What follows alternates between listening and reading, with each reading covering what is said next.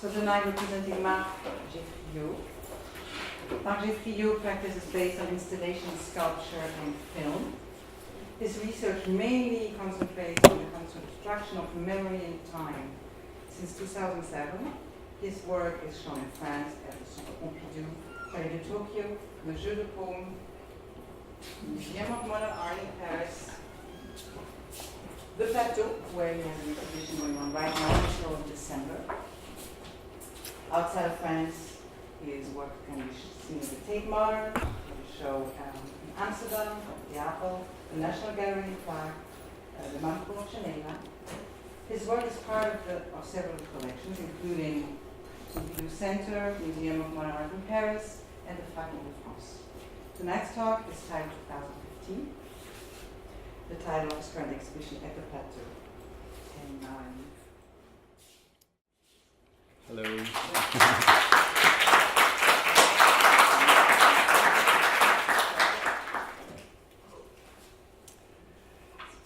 Hello. I guess you're probably all running as I am these days, so it's good that we all found a window in our schedule. Thank you for sharing this window with me. So let's see together what view it offers.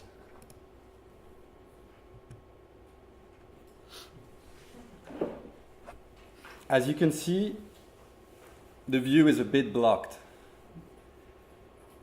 Actually, I never really understood this window metaphor in a schedule, because you never seem to need it for anything else than for filling it.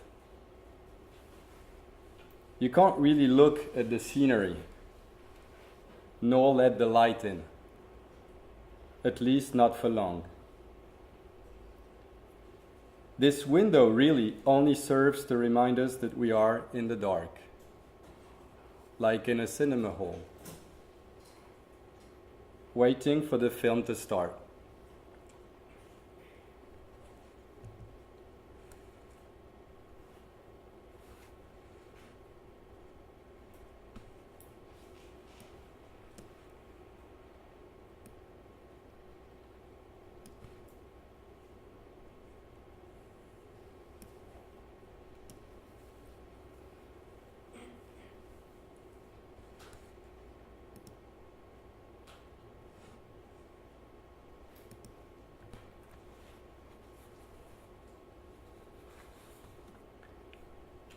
At the moment, I'm showing a film in an exhibition in Paris.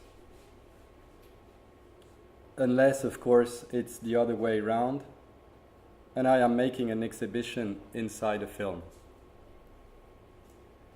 I believe some of you were there last week, so maybe later you can tell me.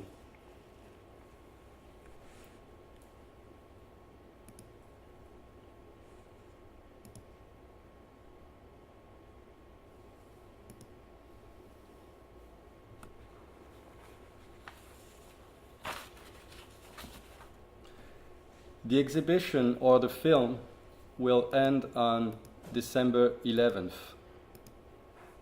with a party.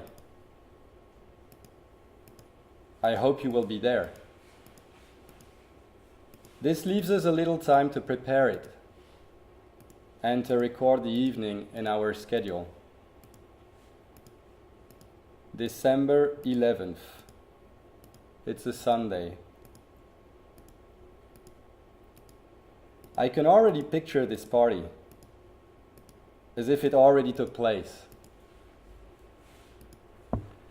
If we don't want to miss the date, the best is to make a reverse planning. From there to here, backwards. Today, anyways, this is how we move best. A bit like when you can't remember what you're doing in a room, when you forgot what you came for, and the quickest way to remember is to retrace your steps, put yourself back in the situation in which you were before you forgot what you wanted to do, and then to take it from there.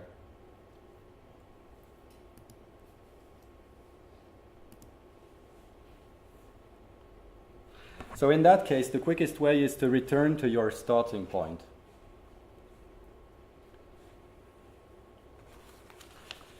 If you want to travel through space, the fastest way to get from one point to another is not a straight line neither.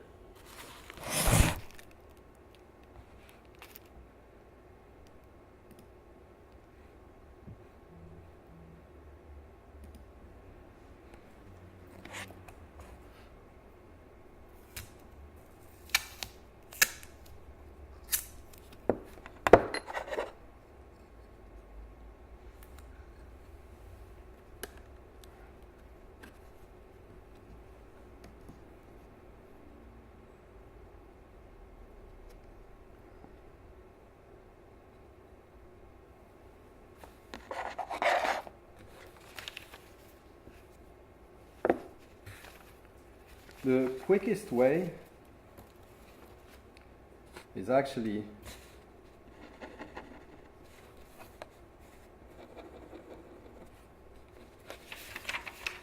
to fold the space into two and bring together the starting point and the end point.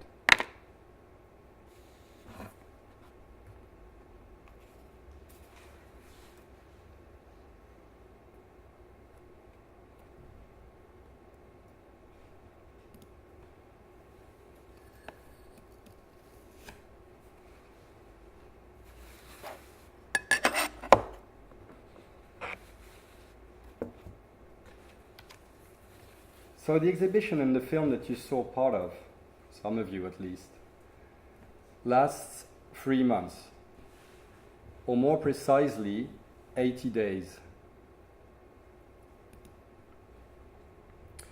80 days, that's the time it took in 1870 to travel around the world.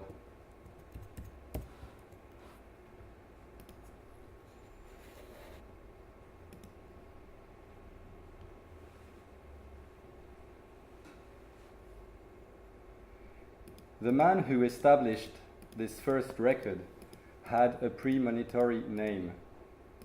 He was called Mr. Train, George Francis Train.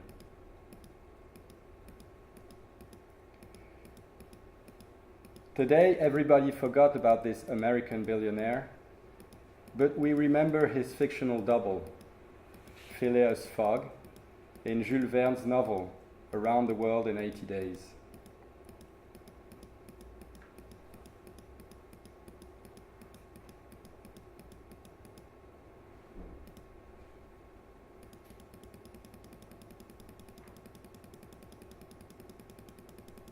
The novel was first published in the columns of the newspaper Le Temps, The Times, from November 6th to December 22nd, 1872.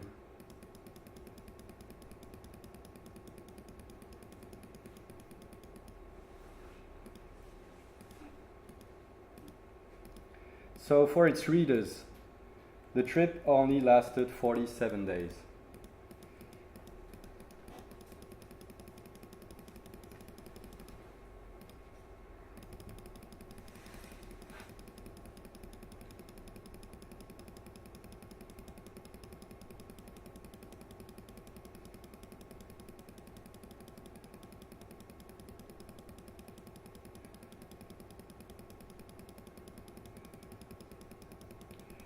"80 days in 16mm film represents about 1,250 kilometers of film reel, which of course costs money, around 1.5 million euros. After a very brief reflection, I decided to go down another road.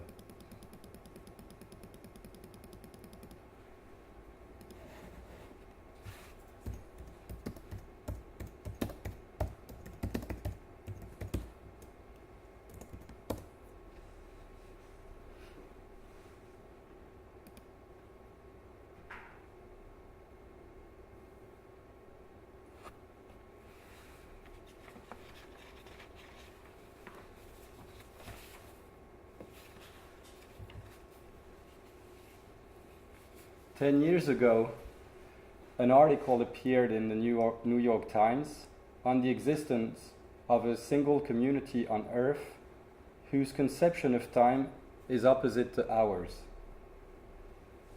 They have the past in front of them and the future behind them. The Aymara live between Bolivia, Chile, and Peru, in the Altiplano of the Andes.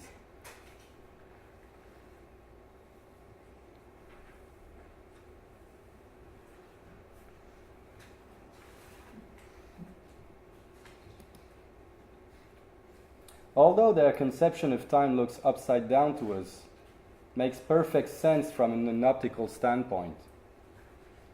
If we can study the past, it means that we can look at it, so it is before our eyes. And if we know nothing of the future and can't see it, it means that it lies behind our back.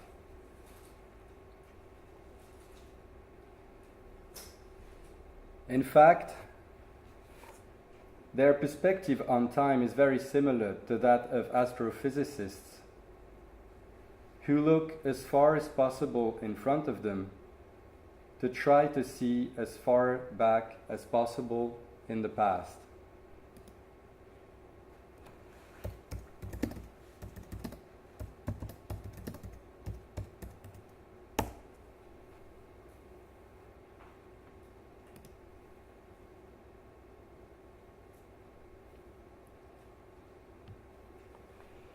At the southern tip of the Aymara territory, in the middle of the Atacama Desert in northern Chile, stands Mount Armazones. In 2015, at the summit of this mountain, construction began of the largest telescope ever built, the EELT, European Extremely Large Telescope.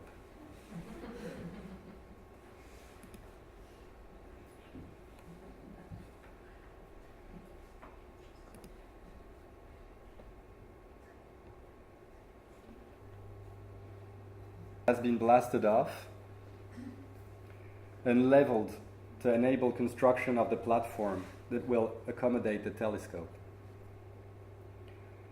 And on this kind of gigantic pedestal rest the hopes of the scientific community, who expect to go back in time and watch a rerun of the birth of the galaxies.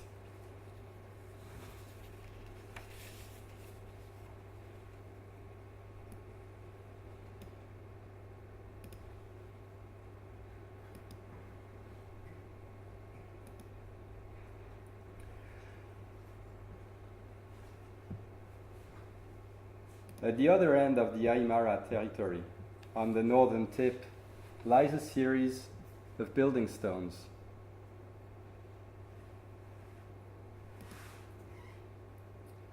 Building stones that were abandoned on the shores of Lake Titicaca more than 1,000 years ago.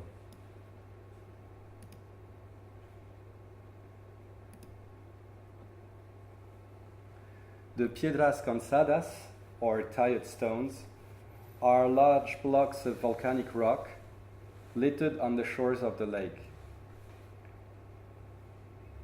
They were in the process of being transported to the city of Tiwanaku when its inhabitants left for an unknown reason. The building for which they were intended, and which was never constructed, takes ever new shapes in the imagination of archaeologists, according to the latest theories. For more than 1,000 years, the tired stones have thus been lying in the middle of the desert, waiting for a future that will never take place. So at one end of the Aymara territory, we project a future in which we will be able to see the most distant past, and at the other end, we project a past which has no future.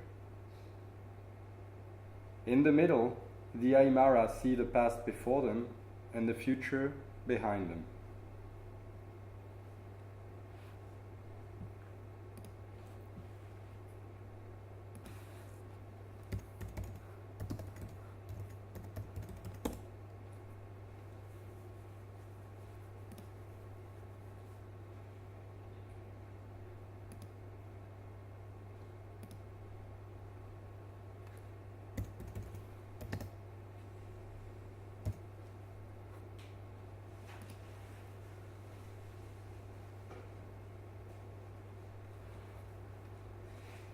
To get from the construction site of the telescope to the tired stones, you have to drive on the Pan-American Highway, the longest road on Earth, for 1,218 kilometers, which is about 80 days of 16mm film reel. This is where I went to make the film in the exhibition that some of you saw last week. Or rather, the exhibition that you saw last week in a film.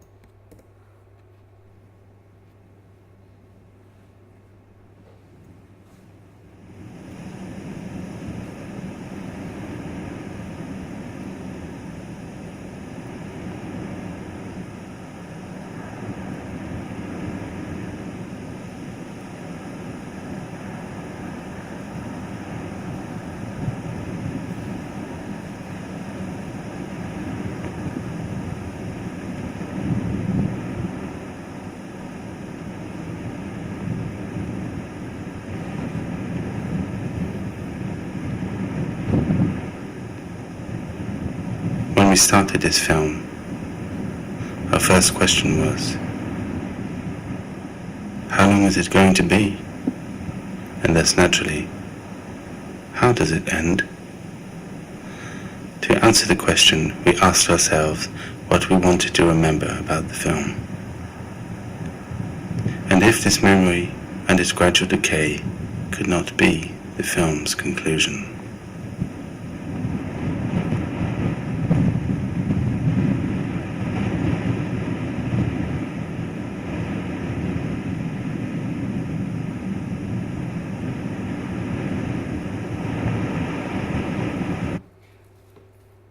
Some of you might have noticed that this light tends to flicker.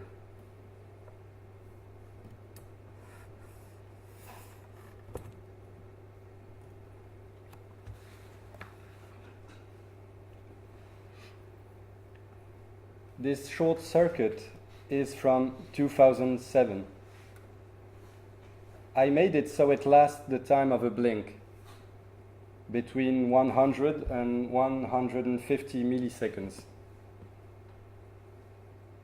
It occurs randomly every 10 to 50 seconds, which is how long our perception of present lasts.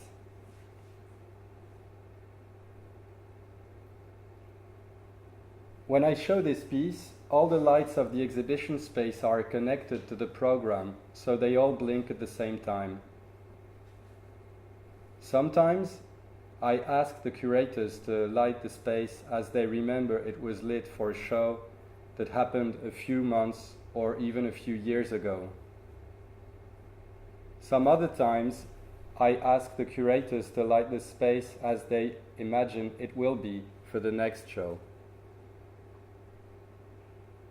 The piece is called Present Perfect, which, as you know, is a tense that is used to describe an event that took place before another one, without precisely saying when.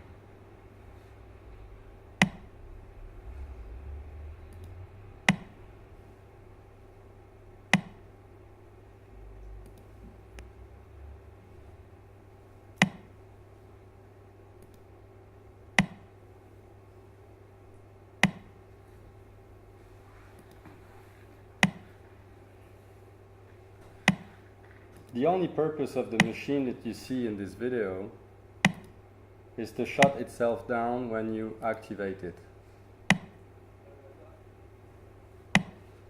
It was made by Claude Shannon in the 50s. He kept it all his life on his desk. Claude Shannon is the father of the theory of information that led to the invention of computer science.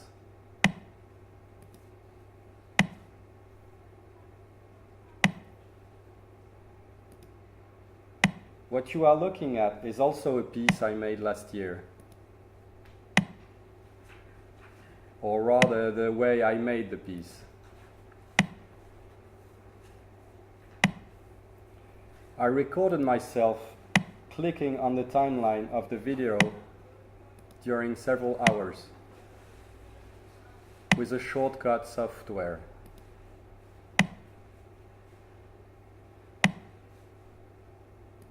The software repeats my movements over and over again and keeps on playing the same sequence on internet.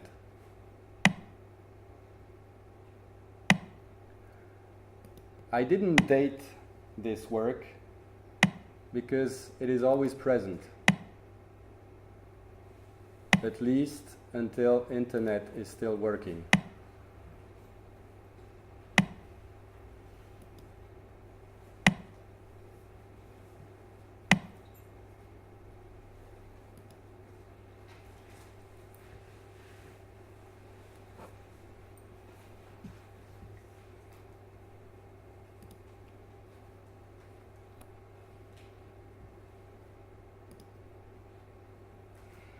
Claude Shannon is also known for spreading the use of the word bit in computer science. A bit means a small piece of something.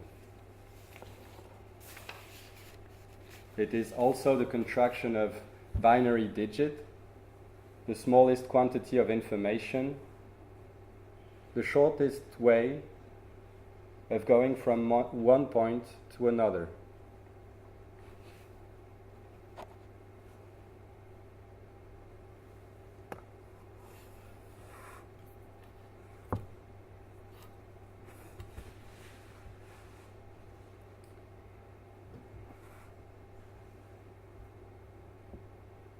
I gave this name to this that I made last year. It is a bit of brass that is used to connect two door handles. The reason why I am interested in doors is because of what scientists call the doorway effect. The doorway effect occurs each time you go through a doorway. Your brain erases part of what you had in mind to adapt faster to the new room. But sometimes it also erases the reason why you changed room. So you end up not knowing what you came here for or what you were after. So basically a doorway is like a cut in cinema. The end of a sequence and the beginning of a new one. And this cut is 8 centimeters long. It also has several holes, so you can adapt the position of the handles to the size of the door. Between 5 and 7 centimeters. Exactly the same variation of distance between the eye of an adult.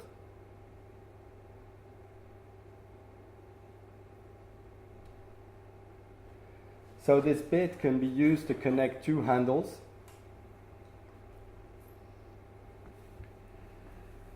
Measure the distance between your eyes or the distance between one memory and the next. This brings me to another work that I started in 2008 and that could end anytime.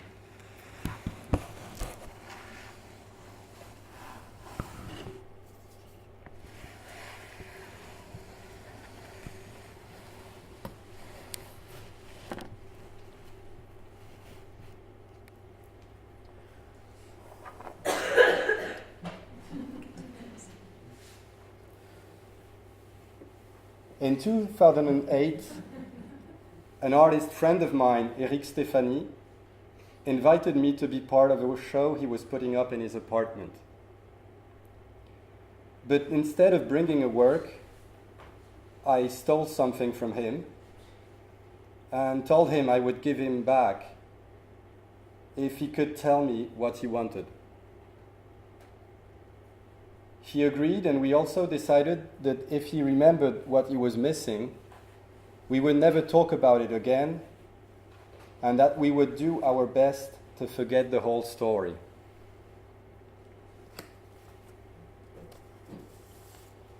It's been 8 years now, and I don't remember the last time Eric called me to ask me something he couldn't find in his apartment. During these 8 years, the work has been shown regularly in exhibitions. It is called Cyrus, after a Persian emperor who supposedly had such an incredible memory that he could remember all the names of the soldiers of his gigantic army. The instructions of the work are simple. The person who wants to show it has to keep it in his or her pocket during the time of the exhibition, wherever he or she goes.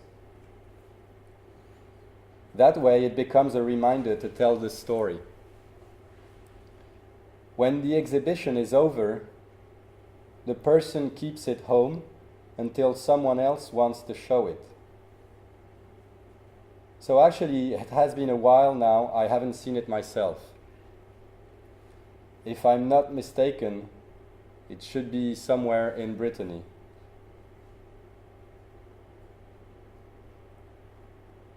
As you probably figured out by now, memory is quite a big issue for me.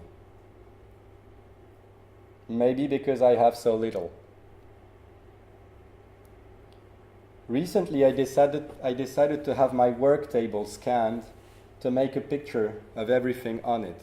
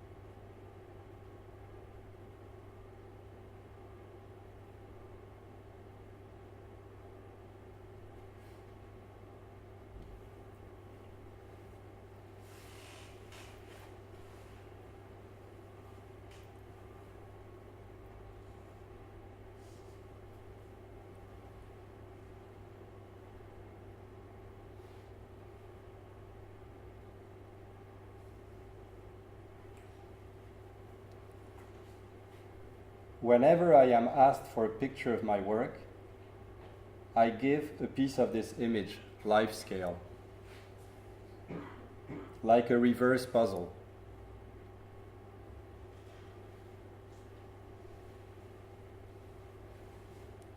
So when all the pieces will have been published, I'll be able to reassemble all the parts of my desk and make it a new work.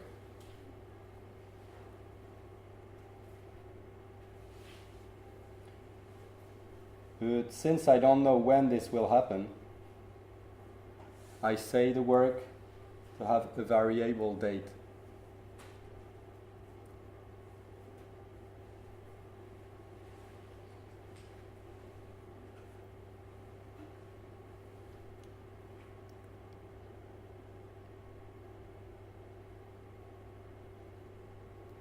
I used this reverse puzzle principle in another work. In 2010, I started to build a house.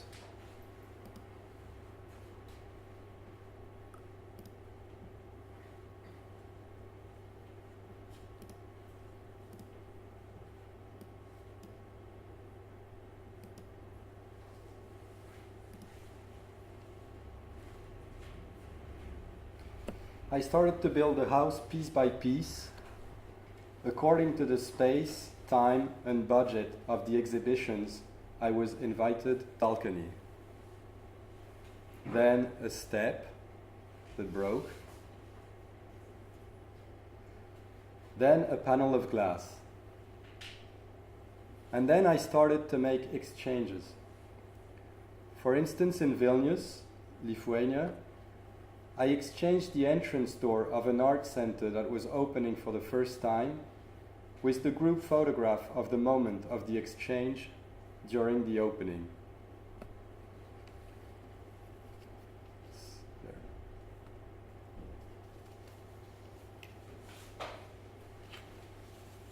I repeated the same exchange in The Hague, where I acquired a 19th century window.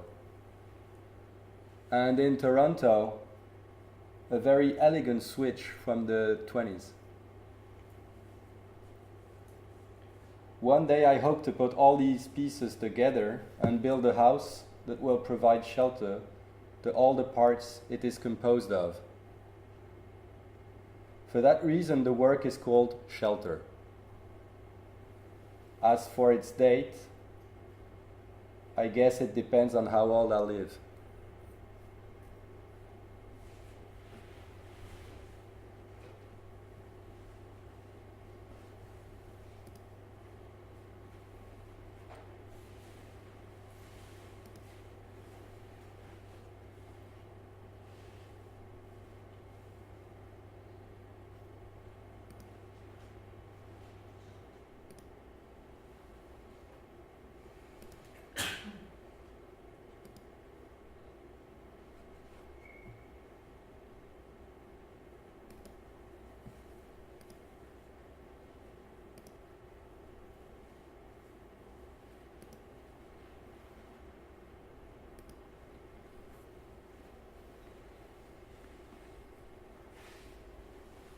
Now I'd like to show you a work that is an attempt at being nothing more than a date. It started with this photo. It's a photo of Bell's laboratory in 1936 in Manhattan. At the time, Bell's laboratory was like Google today. They invented the talking movies, the transistor, the first computer, the artificial intelligence, the first transmission of an image by wave, etc., etc. The place was synonym of progress, and all the researchers wanted to work there. The railroad that goes through the building was built 2 years before to connect New York to Chicago, Toronto, and Montreal. So the whole picture is an image of modern times. It's a picture of progress. 2 years ago, I was invited to make a show in this building, just underneath the railroad that is now abandoned. I wanted to take a photo of the same place today. So I took a sample of wood from a railroad tie and sent it to a carbon-14 lab. I asked them to prepare the sample, but to send it back before it was dated and destroyed.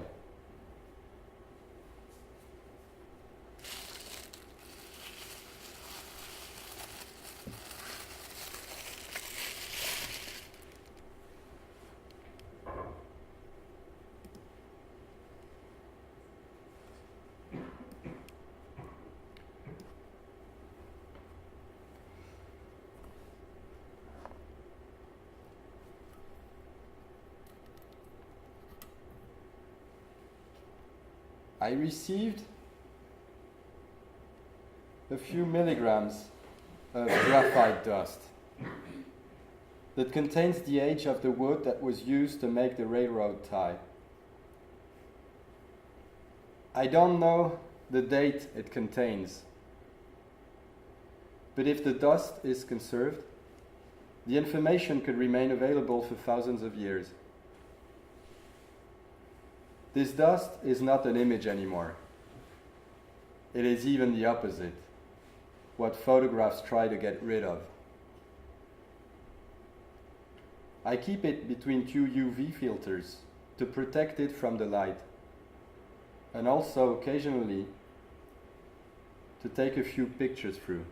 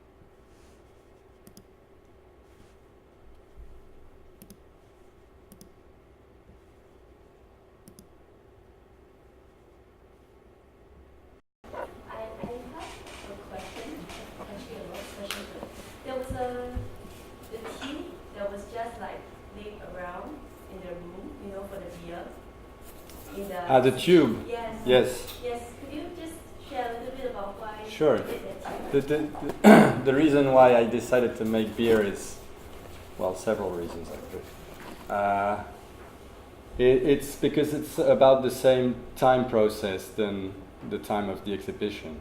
So it takes about, the fermentation takes only a few weeks, but then it's at its best time frame of the exhibition to make a good beer and drink it at the end of the exhibition, and so it sort of measures the time of the exhibition, and then the tube that goes through the space is a way of measuring the size of the space itself, and so whenever the temperature rises, it's stabilized by adding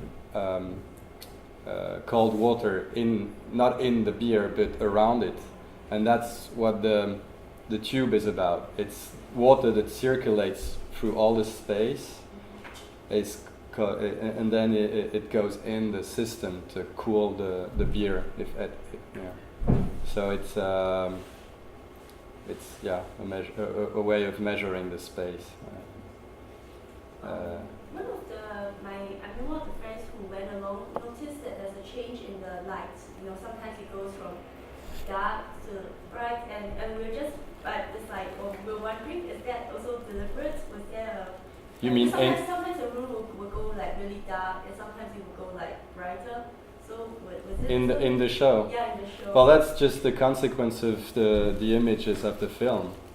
Okay. It's as you understood, I guess, that all the projectors desynchronize 20 seconds from one another. So you basically walk through the film when you go through the exhibition. And then it's just some sequences are brighter than others, so it's just that. But it's voluntary that it actually changes the space. So I sort of thought of how to make a film according to what it would make in a space, not for itself, but yeah.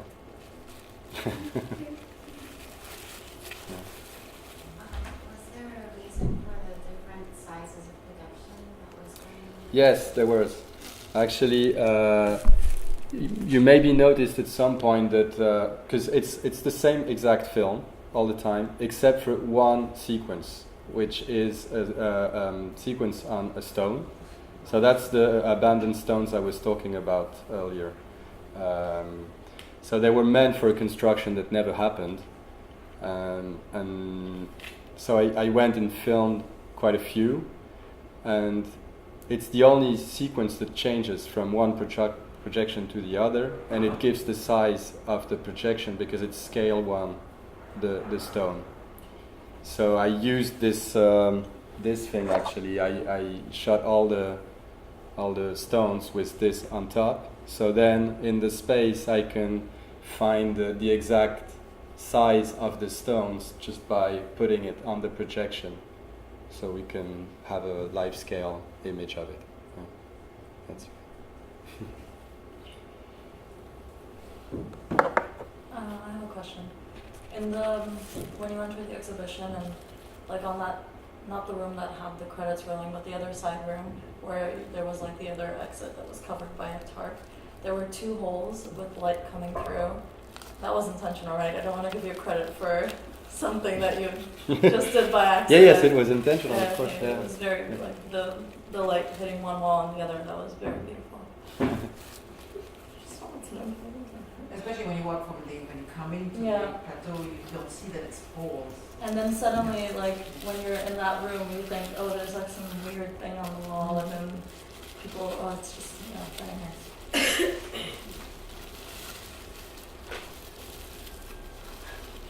What about the food that's supposed to be known as those bins? So, do we know what is inside so that we know what we can expect if we go for the Well, you already know that you can expect beer, so that's enough, a good enough reason to come. But there will be vegetables, mainly.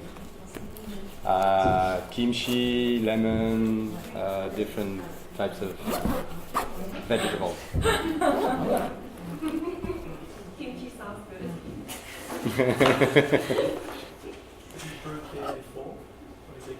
It was brewed a few days before.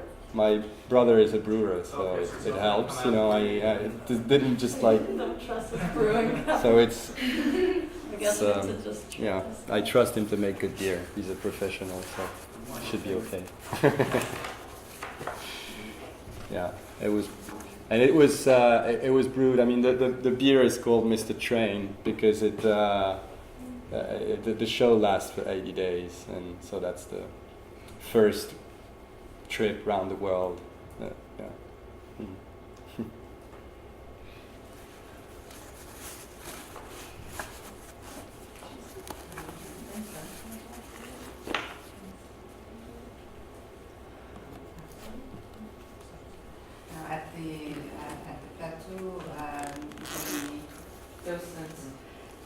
explained that there was actually a woman who did the first trip around the world. He was faster than those IQ days. No, it's not true. No, he actually, no, it's, I mean, he did his first trip, but then he was not, I mean, then he said that it took him 80 days, but nobody had, recorded it. So then a woman made a trip a bit faster, 78 days or something. And so he went back and made another faster trip, and then it started the whole thing of, racing, but on the longest distance possible, which is totally insane, of course, but it's just, So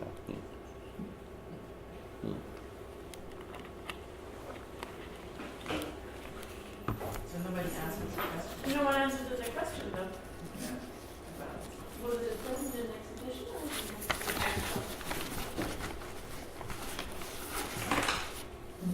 I don't know neither, so it's fine.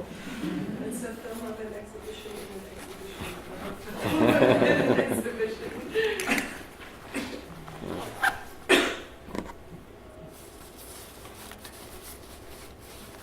No more questions? Today's presentation, is there a reason why you presented it like that today? Yes, there is. After making a few presentations of my work, I decided at some point that I would try to show only things that I can bring with me and physically show, instead of showing pictures of the work. So in some of them I showed you picture, but I tried to keep it as a shared experience, that I can actually either bring the piece, or the piece is a story, or it's so that brought me to make it that way, to communicate more of an experience than documentation about a work. Was it okay? For you, a desktop system as opposed to a laptop. Yeah. It also gave you a weird anonymity, because I sat down and I hadn't seen your face, and suddenly pops up, and then it's my face, and then it's back to your face. And I was just like, oh, that's so strange. There's a conversation, maybe not necessarily a willing exchange, but definitely an exchange. Is anything in the school a willing exchange?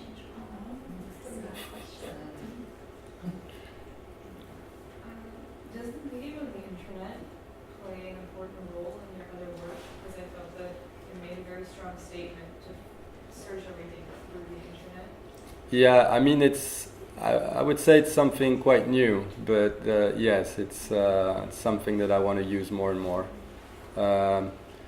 Also because I noticed that I can store almost everything on it, all of my work, and if I the ideal would be to be able to have my work with me with my hands in my pocket. Of course, this time I brought my computer, which is total nonsense, but it's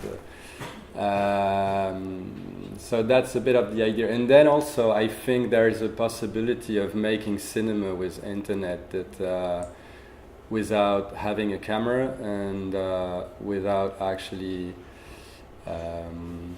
editing through an editing software or whatever, just like making straight cinema with internet, with the tool itself.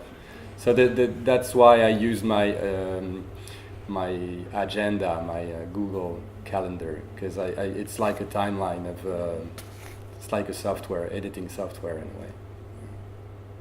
So I hope to use it more and more. Yeah, sure.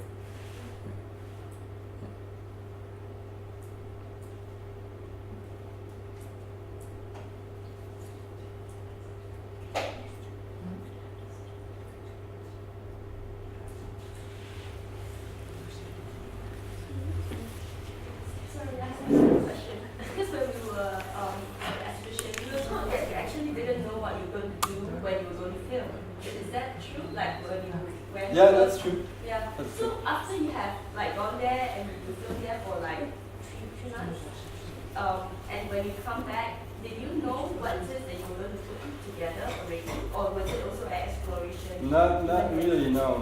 I mean, for some part, I didn't want to have a script, and I think I'm also incapable of making a script. So I was. No, I didn't know. I didn't know what I was going to do exactly. I knew a bit that I wanted to make something with the film that's not only a film, but the possibility of walking through and going through a film just by navigating in a space, which is sort of doubling the experience that you make when you visit an exhibition anyway, you know, and so it's just emphasizing this simple fact that each visit is different and each visit makes a different movie. So that was a bit the idea of the film. But then the images themselves, no, I didn't really know. I knew that I wanted to film this mountain and these stones, but that's what I did very simply, I think. Yeah. Yeah.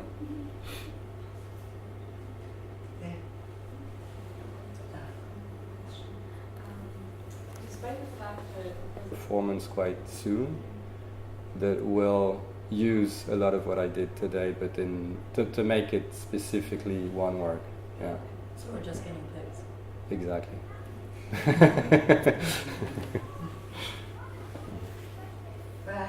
One last question. Anybody else? I have a question. Go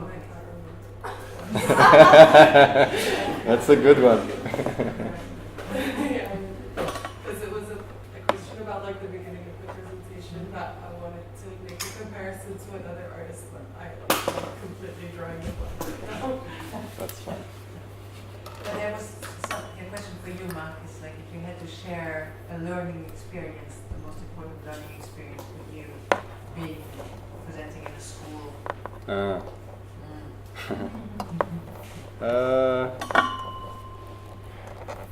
Stick with your friends. Keep close to your friends is a good advice, I think, especially when you go out of school. Yeah.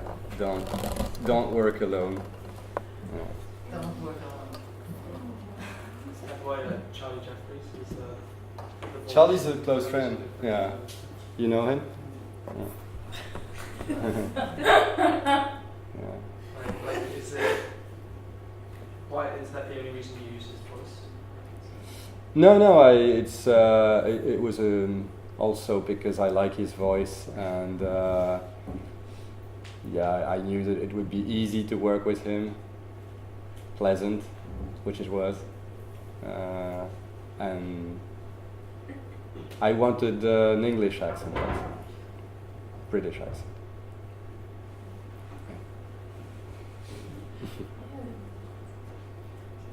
Ask what you stuck on the computer to reflect what you were doing on the desk during the.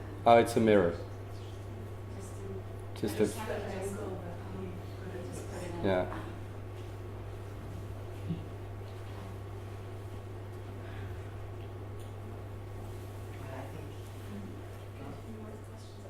Yeah, exactly. Yeah, sure. So you